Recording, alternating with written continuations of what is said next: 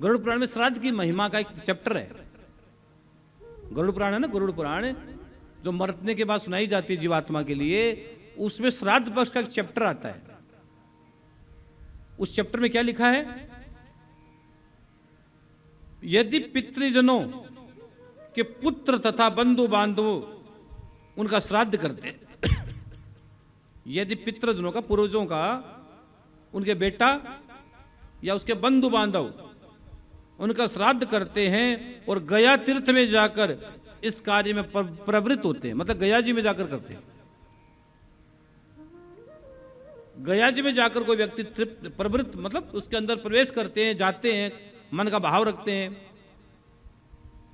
तो वे उन्हीं पितरों के साथ ब्रह्मलोक में निवास करने का अधिकार प्राप्त करते हैं। लो साहब,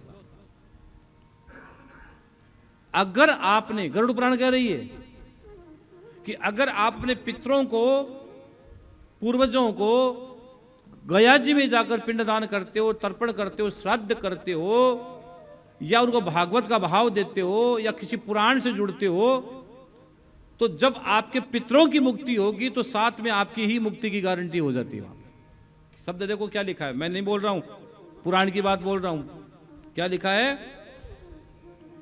जब आप गया में जाकर इस कार्य में प्रवृत्त होते हैं तो वे उन्हीं पितरों के साथ ब्रह्मलोक में निवास करने का अधिकार प्राप्त करते हैं। उन्हीं लोगों में, मतलब उसी आत्माओं के साथ जो जाएगी। आत्मा भी एक दिन जानी है।